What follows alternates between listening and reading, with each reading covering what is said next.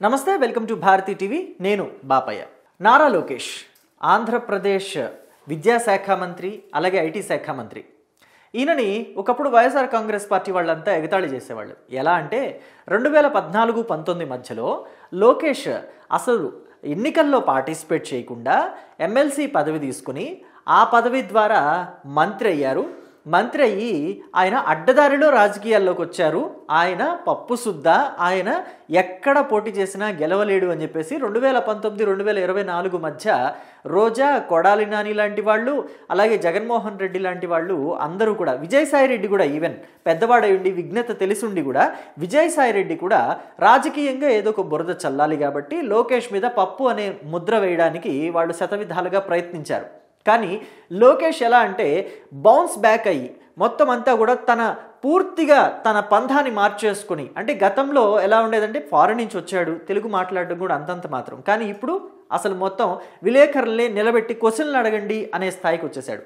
అదంతా పక్కన పెడితే ఇప్పుడు విద్యాశాఖ మంత్రిగా ఆయన పనితీరుని మాత్రం ఖచ్చితంగా మెచ్చుకోక తప్పదు అని అనిపిస్తుంది. ఎక్కడికక్కడ ఎప్పటికప్పుడు సమీక్షలు నిర్వహిస్తూ, విద్యాశాఖలోని ఉన్నతాధికారులతోటి సమీక్షలు ఏర్పాటు చేస్తూ, దాంట్లోని లోటుపాట్లు తెలుసుకుంటూ నెక్స్ట్ ఏ స్టెప్ తీసుకోవాలి అని ఆలోచిస్తూ, వాళ్ళకి సూచనలు సలహాలు ఇస్తూ, వాళ్ళ దగ్గర నుంచి ఏమైనా సలహాలు సూచనలు కావాలన్నా తీసుకుంటూ విద్యాశాఖని గాడిలో పెట్టే ప్రయత్నం చేస్తున్నారు. అంతేకాదు విద్యాశాఖని కొత్త పుంతలు తొక్కించే ప్రయత్నం కూడా చేస్తున్నారు. అంటే మొత్తం మీద ఏం చెప్పదలుచుకున్నారు? చాలామంది తెలుగుదేశం పార్టీ కార్యకర్తలు, అలాగే కూటమి సర్కారులోని నేతలు, అలాగే కొంతమంది విద్యాశాఖకు సంబంధించిన అధికారులు కూడా చెప్పొచ్చేది ఏంటంటే, ఇక్కడ విద్యాశాఖని నడపడం అంటే ఇది జగన్మోహన్ రెడ్డి అని చెప్పేసి చెప్పదలుచుకున్నారు. ఎందుకంటే గతంలో విద్యాశాఖలోని ఉన్నతాధికారుల్ని, అలాగే టీచర్ని కూడా జగన్మోహన్ రెడ్డి ఎంత ఇబ్బంది పాలు చేశారు అనేది మనం చూసాం.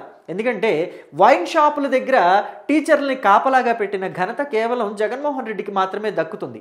అయితే ఇప్పుడు గతంలో చూసుకుంటే వైన్ షాపుల దగ్గర టీచర్లని కాపలా పెట్టిన ప్రభుత్వానికి ఇప్పుడు టీచర్లని సింగపూర్ పంపించి, సింగపూర్ పంపించి అక్కడ విద్యాశాఖ మీద అవగాహన తెచ్చుకొని వాళ్ళు అక్కడ అధ్యయనం చేసి మన ఏపీలోని ప్రభుత్వ పాఠశాలల్ని ఎలా మారిస్తే బాగుంటుంది అని ఒక రిపోర్ట్ తయారు చేయడానికి అక్కడికి వెళుతున్నారు. మొత్తం కూడా దీని పూర్తి బాధ్యత ప్రభుత్వమే తీసుకుంటుంది. అంటే వాళ్ళ ఖర్చుల దగ్గర నుంచి ఎవరెవరిని పంపించాలి, ఎక్కడెక్కడికి పంపించాలి, వాళ్ళకి ఎలాంటి గైడ్ లైన్స్ ఇవ్వాలి ఎక్కడ సింగపూర్ వెళ్ళిన తర్వాత అనే వాటి మీద పూర్తి బాధ్యత ప్రభుత్వమే తీసుకుంటుంది. సో నేను మీకు ఒక వీడియో చూపిస్తాను, చూడండి. లోకేష్ పనితీరు ఎలా ఉంటుందని చెప్పడానికి ఆకస్మికంగా స్కూల్స్కి వెళ్ళిపోతాడు లోకేష్. అక్కడ విద్యార్థులతోటి చాలా సరదాగా ఆడుకుంటూ వాళ్ళకి పాఠాలు ఎలా నేర్చుకోవాలి అనే దాని మీద కూడా చాలా సరదాగా, అంటే ముందు మనం స్ట్రిక్ట్గా ఉన్నామనుకోండి పిల్లలు దూరం అయిపోతారు, కానీ అలా కాదు, వాళ్ళతో ఆడుకుంటూనే వాళ్ళని మాటల్లో పెట్టేసి వాళ్ళకి విద్య ఎలా నేర్చుకోవాలి అనే దాని మీద, అసలు బడి విద్య భవిష్యత్తు అనే దాని మీద ఒక అవగాహన కల్పించే ప్రయత్నం చేసే వ్యక్తి లోకేష్. అంతేకాదు ఇక్కడ ఇంకొక వీడియో చూపిస్తాను, చూడండి. ఇదేంటి అనుకుంటున్నారా? స్టూడెంట్స్ అంతా బస్సులో ఉన్నారని మీరు అనుకుంటే కనుక అది పొరపాటే. స్టూడెంట్స్ అందరూ కూడా ఉన్నది ఫ్లైట్లో, ఇండిగో ఫ్లైట్లో. వాళ్ళంతా కూడా ఢిల్లీ వెళ్ళారు నిన్న. సో ఇక్కడ ఆంధ్రప్రదేశ్ నుంచి మనకి 26 జిల్లాలు ఉన్నాయి కదా, 26 జిల్లాల నుంచి కూడా ఇద్దరిద్దరు స్టూడెంట్స్ని ప్రభుత్వ పాఠశాల నుంచి ఎంపిక చేసి మొత్తం 58 మందిని అక్కడ ఢిల్లీకి పంపించారు. ఢిల్లీకి పంపించి వాళ్ళు అక్కడ ఏం చేస్తారంటే, వీళ్ళంతా కూడా ఇక్కడ ఏపీ చరిత్రలోని ఇది మొదటిసారి అని చెప్పుకోవచ్చు. ఢిల్లీ వెళ్ళి వాళ్ళు నేషనల్ సైన్స్ మ్యూజియంని సందర్శిస్తారు, అలాగే నెహ్రూ ప్లాంటోరియంని సందర్శిస్తారు, అలాగే Russian centre of science and culture వంటి వాటినన్నింటినీ కూడా వీళ్ళు సందర్శిస్తారు. అయితే పిల్లల దగ్గర నుంచి ప్రభుత్వం ఒక్క రూపాయి కూడా తీసుకోలేదు. ఆ భారం టీచర్ల మీద కూడా వేయలేదు. మీరు స్కూల్కి ఇద్దరిని పంపిస్తున్నారు కదా, వాళ్ళ ఫ్లైట్ ఛార్జెసో లేకపోతే అక్కడ రెసిడెన్స్ ఛార్జెసో హోటల్ ఛార్జెసో మీరు పెట్టుకోండి అని చెప్పేసి స్కూల్ టీచర్ల మీద కూడా వేయలేదు ఆ భారాన్ని, లేదా తల్లిదండ్రుల మీద కూడా వేయలేదు. మొత్తం అంతా కూడా ప్రభుత్వమే భరించింది.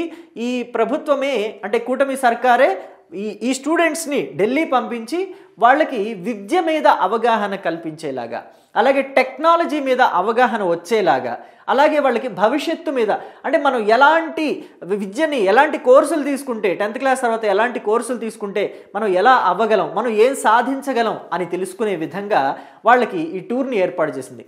నిజం చెప్పుకుంటే ఇది మన భారతదేశంలోని మన ఆంధ్రప్రదేశ్ చరిత్రలో ఇది మొదటిసారి అని చెప్పుకోవచ్చు. ఒక ప్రభుత్వం మొత్తం ప్రభుత్వ ఖర్చులతోటి 58 మంది పిల్లల్ని పక్క రాష్ట్రం పంపించి అధ్యయనం కోసం ఈ టూర్ని ఏర్పాటు చేయటం, అందులో ఫ్లైట్లో పంపించడం అనేది ఇది మొదటిసారి అని చెప్పుకోవచ్చు. పైగా వీళ్ళందరినీ ఫ్లైట్లో పంపించేసి చేతులు దులుపుకోలేదు, వాళ్ళకి తోడుగా టీచర్లని పంపించారు.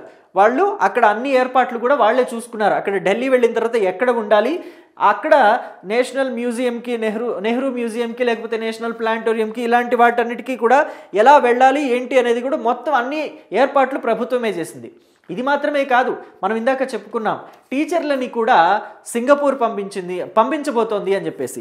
వీళ్ళు సింగపూర్ ఎందుకు వెళుతున్నారు అని అంటే కనుక 78 మంది టీచర్లను ఎంపిక చేశారు. వీళ్ళంతా కూడా ఉత్తమ ఉపాధ్యాయులుగా అవార్డు పొందిన టీచర్లు. అంటే ఎవరిని పడితే వాళ్ళని తీసుకోలేదు, మళ్ళీ ఇక్కడ ఎలా పడితే అలాగా ఎంపిక చేయలేదు. ఉత్తమ ఉపాధ్యాయులుగా ఎవరైతే అవార్డులు అందుకున్నారో వాళ్ళని మాత్రమే ఎంపిక చేసి సింగపూర్ పంపిస్తుంది ఏపీ సర్కారు.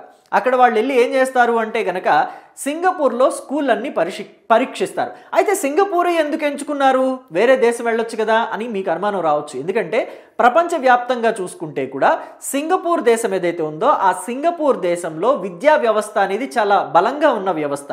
సో అక్కడి పాఠశాలలన్నీ కూడా చాలా అంటే మెయింటెనెన్స్ కూడా చాలా బాగుంటుంది అని చెప్పేసి ఒక ఒపీనియన్ ఉంది. సో అందుకని మన ఏపీ సర్కారు ఈ 78 మంది ఉత్తమ ఉపాధ్యాయులుగా ఎంపికైన వారు ఎవరైతే ఉన్నారో వాళ్ళందరికీ కూడా సర్కారు సొంత ఖర్చులతోటి సింగపూర్ పంపిస్తుంది. అక్కడికి వెళ్ళాక వాళ్ళు ఇది ప్రభుత్వ నిధులతోటి చేపట్టిన టూర్ కాబట్టి వాళ్ళు అక్కడికి వెళ్ళాక అక్కడి స్కూల్స్ని పరీక్షిస్తారు.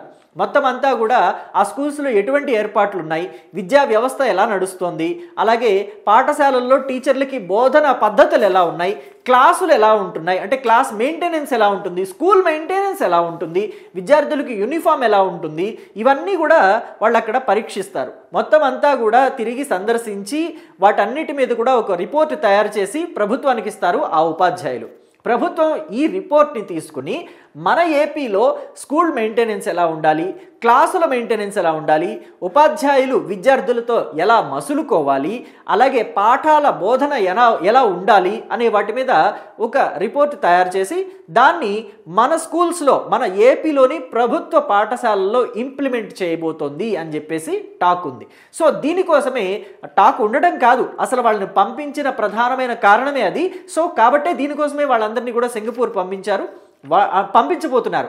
అది ఎప్పుడు జరుగుతుంది అంటే నవంబర్ 28వ తేదీన వాళ్ళు అక్కడికి వెళ్తారు సింగపూర్. 27వ తారీఖున వెళ్తారు. డిసెంబర్ 2వ తారీఖు వరకు కూడా సింగపూర్లోనే ఉంటారు ఉపాధ్యాయులు. సో వాళ్ళు వచ్చాక ఆ రిపోర్ట్ని గవర్నమెంట్కి హ్యాండ్ ఓవర్ చేస్తారు, రిపోర్ట్ తయారు చేసి.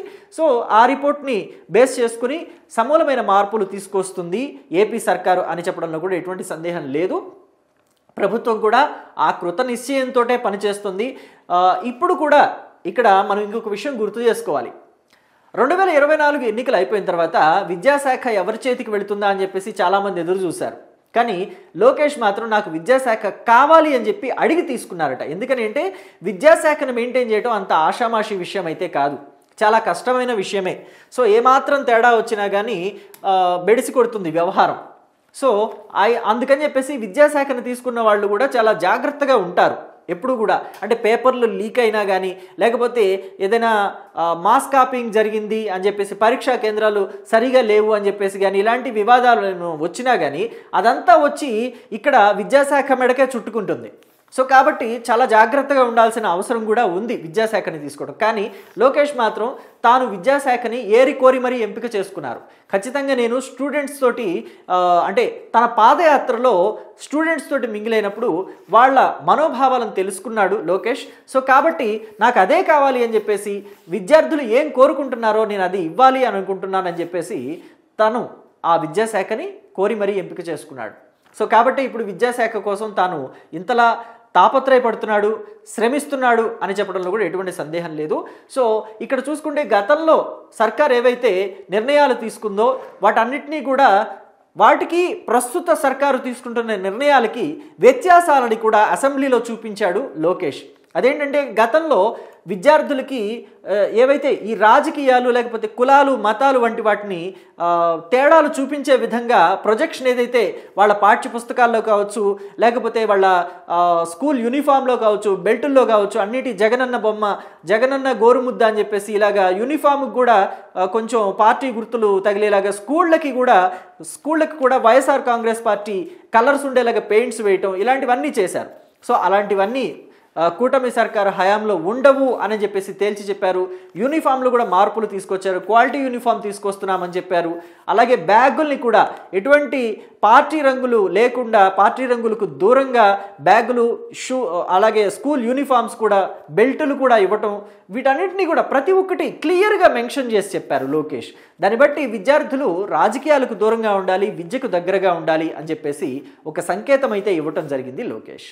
సో దీని మీద మీ అభిప్రాయాన్ని కామెంట్ బాక్స్లో తెలియచేయండి. Thank you.